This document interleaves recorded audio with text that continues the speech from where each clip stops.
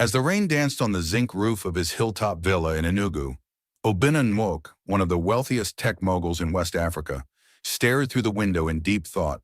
He had founded TerraLink Technologies, a company now worth billions. His garage boasted imported luxury vehicles, and the media praised him as a genius. Yet, in the silence of his palatial home, Obinna felt empty. His wife Amaka only smiled when she flaunted new jewelry. His daughter, Chioma, was more interested in Instagram than her studies. Only his son, Chijioke, a quiet 17-year-old who preferred sketching and reading, ever seemed to notice his emotional absence. At dinner, the lavish table was filled with gold-plated cutlery and gourmet food, but not a single word of warmth passed between them except Chijioke's soft voice asking, "Dad, are you okay?" Obinna smiled weakly, hiding his growing despair. That night, he made a life-altering decision. He called his loyal assistant, Ifeanyi, with one simple command: shut it all down. The companies, the accounts, everything. I need to find the truth without the weight of money. Ifeanyi hesitated but obeyed. A test had begun. The next morning, Obinna summoned his family to the living room. Amaka walked in, adjusting her silk nightgown with irritation. Chioma trailed in, phone in hand. Chijioke quietly sat near his father. "I've lost everything," Obinna said. "The company collapsed. Our assets are frozen. We must leave this house today." Amaka screamed, "What nonsense is this? You can't lose billions overnight." Chioma shrieked, "You expect me to live like a commoner? In a village?" Only Chijioke asked, "Is this true, Dad?" Obinna nodded. Their new destination? A forgotten family home in Enugu, a dusty rural town miles from any luxury. The reactions were brutal. Amaka insulted him. Chioma threatened to stay with her boyfriend. But Chijioke quietly packed his father's bag. By sunset, they left in an old Peugeot Ifeanyi had bought from a second-hand lot. The gate of luxury closed behind them. Ahead, dust and truth awaited. After hours of bumpy roads and Amaka's endless complaints, they finally arrived in Enugu. The sun had dipped behind the hills, casting orange light over the simple clay house that stood like a forgotten relic in Obinna's family compound. The house had been his late grandfather's, built with mud bricks, a corrugated iron roof, and one solar lantern that barely held a charge. Amaka stood motionless, her mouth ajar. This is where we're supposed to live?" Chioma, covered in dust, refused to step out of the car. "This place smells like roasted yams and goat dung. I'm not doing this, Daddy." Obinna ignored their reactions. "This is home now. We manage here until further notice." Only Chijioke helped carry their bags. The house creaked as they opened the termite-eaten wooden door. Inside, cobwebs hung like curtains, and the only furniture was a worn-out mat, 2 plastic chairs, and an old wooden bench. The air was thick with disuse. Amaka refused to enter. "I'm not stepping into that shrine," she said. "I'd rather sleep in the car." Chioma hissed, "I should have gone with Desmond. At least he has a penthouse in Lekki." Only Chijioke rolled up his sleeves and got to work. That night, with the sound of crickets filling the darkness, the family lay on the mat, with mosquitoes as unwelcome lullabies. But as Obinna stared at the cracked ceiling, Chijioke whispered, "It will get better, Dad. I believe you." Those words, small and soft, were the only light in Obinna's world. Morning came with the village rooster's cry, a sound Amaka called spiritual harassment. Obinna stepped out with a hoe slung across his shoulder. "We have to farm if we want to eat," he said. Amaka scoffed. "Obinna, do I look like someone who farms? I used to have a maid just for my pets." Chioma wore a head wrap and sunglasses, still trying to connect to Wi-Fi. "There's no TikTok here. This is modern exile," she muttered. When Obinna started digging the land, his hands blistered. He hadn't worked with tools in decades. Chijioke joined him, gently correcting his grip. "I watch the farm boys during holidays," he said with a shy smile. Meanwhile, Amaka was eyeing the local square, where a group of women gossiped beneath a mango tree. Among them was Chief Ugochukwu, a well-fed man in Agbada with a gold tooth and a belly that spoke of power and palm wine. He laughed heartily, and Amaka's eyes twinkled with a mix of curiosity and desperation. "Who's that?" she whispered to a local woman. "That's Chief Ugo, owns half the land here, and he's looking for a new wife," the woman replied. Amaka adjusted her wrapper, smeared lip gloss on cracked lips, and said, "A closed door is just another reason to look for the back window." She had spotted her escape while her husband dug in the dirt. Amaka didn't waste time. The next day, she wore her best ankara and went to the square with a basket of yams she didn't plan to sell. Chief Ugo noticed her instantly. "You're not from here," he said, smiling behind his gold tooth. "A woman of class like you doesn't belong among these village leaves." Amaka fluttered her lashes. "My husband dragged us here after losing everything. Life has been hard." Chijioke chuckled. "A fine woman like you shouldn't suffer." He waved his cane and his boys fetched her a bottle of malt from the chief's private stash. By evening, Amaka was laughing under his umbrella, sipping cold drinks while Obinna and Chijioke returned from the farm soaked in sweat. She whistled a tune she hadn't sung in years, lying that she had joined the women's fellowship. Chijioke didn't believe her. Her fingers were too clean for water duty. That night, as Obinna struggled to light firewood, Chijioke helped him arrange the sticks. "Don't worry, Dad. She'll come around." But Obinna knew better. He had seen the same look in Amaka's eyes when she first spotted money. Love, he realized, had a price tag for some. By the third day in Nwoke, Chioma had made it her mission to look fabulous in a village where fashion was defined by rubber slippers and faded wrappers. She wandered around in a tight green dress she'd secretly kept from the mansion, drawing stares and whispers. That was when Mazi Kelechi, a married man who ran a thriving palm wine joint, noticed her. "You shine like city light in this dusty place," he said, offering her a cold bottle. Chioma, craving attention and anything that resembled her old life, smiled. "At least someone in this bush village recognizes value." Mazi Kelechi laughed heartily. "Come and sit in my shop anytime. I'll take care of you." And so began Chioma's flirtation with the village's married elite. Mazi Kelechi would sneak her meat pies, data vouchers, and little brown envelopes of Naira notes. Chioma didn't ask questions. All she wanted was a taste of luxury, even if it came with broken vows. Back home, Obinna and Chijioke had begun to clear more land for cassava. Chijioke even carved a wooden bench by hand. Meanwhile, Amaka continued dressing up for meetings with the chief, who had promised her a palace life if she played her cards right. But behind the thick walls of Golden Palm Lodge, Chief Ugo's true nature was hidden under perfume, promises, and pretenses. Amaka's visits to Golden Palm Lodge became frequent. Every afternoon, she'd bathe with the last bit of her imported shower gel and spray herself with perfume she'd once reserved for gala nights in Abuja. The receptionist Ngozi knew to let her in without question. Chief Ugochukwu's room was always ready, with cold malt, grilled meat, and soft music. "You're more beautiful every time you come," the chief would say, rubbing his bulging belly. One day, as Amaka laid her head on his chest, he whispered, "I've sent my second wife away. For you. You will be Queen Amaka when I become king of this village." Her heart skipped. Queen. It had a nice ring to it. Meanwhile, at the compound, Chioma complained loudly about the heat, the food, and the fact that there was no full-length mirror. "I'm fading, Daddy," she cried one morning. Obinna ignored her. But it wasn't just discomfort making Chioma restless. It was guilt. Deep down, she knew what she was doing with Mazi Kelechi was wrong. But guilt didn't pay for data. Guilt didn't bring cold drinks. One night, as the family gathered around a lantern, Obinna looked around. Amaka sat far from him, her eyes on her phone. Chioma smacked her gum, scrolling through offline pictures. Only Chijioke sat beside him, sketching by the dim light. Obinna felt like a ghost in his own family.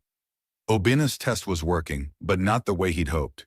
Instead of discovering love beneath the ashes, he found greed in full bloom. That morning, the entire compound buzzed with whispers. Amaka had been seen walking out of the lodge, arm in arm with Chief Ugo. The wives had noticed.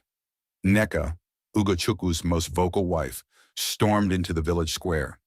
"So it's the city woman that's been taking our husband?" she shouted. "The one who came here claiming to suffer?" News spread like wild bushfire. Back at the house, Chijioke watched his mother dress up again. "Where are you going, Mum?" he asked softly. "To see the pastor's wife," she lied. "But you stopped going to church 2 years ago," Chijioke replied quietly. Amaka ignored him. That evening she returned with perfume on her skin and smoked meat in a nylon bag. "A friend gifted me," she said when Obinna asked. He nodded, but Chijioke knew gifts don't come wrapped in shame. As she lay down that night, Amaka heard the whispers outside her window, mocking laughter, village gossip, but the biggest noise came from within, a voice reminding her of the queen she once thought she was, now lost in the dust of Nduko. The next day, the storm finally broke. Mama and Kem, wife to Mazi Kalechi, burst into their compound like a hurricane, wrapper flying and voice raised. "Where is that Ashao that calls herself Kioma?" she screamed. Chioma stepped out, slowly pulling her plastic earrings off. "Madam, lower your voice. This is not a motor park." The two exchanged words that scraped the village air like broken glass. "You're destroying homes for meat pie and hot bomb," Mama Kem cried. "You want to be a second wife at 21? Chioma laughed. "Your husband is the one chasing me. Go and leash your dog." Obinna had heard everything. He stepped out silently. "Chioma," he said, voice barely a whisper. "Is it true?" She shrugged. "What if it is?" Obinna's chest rose. "I raised you to know better. You raised us to love money," she snapped. "Now that there's none, you're shocked we're surviving?" She stormed inside. Obinna sat on the bench, head bowed. Behind him, Chijioke stood, watching his father break. The test he'd created had uncovered a bitter truth. The rot had been growing long before the riches left. 2 days later, Amaka stormed home, her wrapper half-tied, her face streaked with dust and shame. She had fought Neka, the chief's wife, in broad daylight after being publicly called a mark mistress. Children laughed. Adults whispered. Someone even recorded it on a technophone. At home, Obinna met her at the door. "Grace and elegance have left you," he said. "What are you now, Amaka?" She barked back. "The woman you failed. You made me this way. Poverty made me this way." "No," Obinna said calmly. "You chose this, like you chose the chief, like Keoma chose the married man." She turned and spat on the ground. "You are a failure, Obinna, and you will die in this failure." The next morning, Obinna and Chijioke packed their things. "We're leaving for the city," he told them. "I got a job as a gatekeeper. It's not much, but it's honest work." Amaka laughed hysterically. "A gatekeeper? You want me to follow you and become Madam Gate?" Obinna smiled. "I didn't ask you to come." With that, he and Chijioke disappeared into the dawn. They left behind a village filled with smoke, whispers, and two women too proud to see the fire.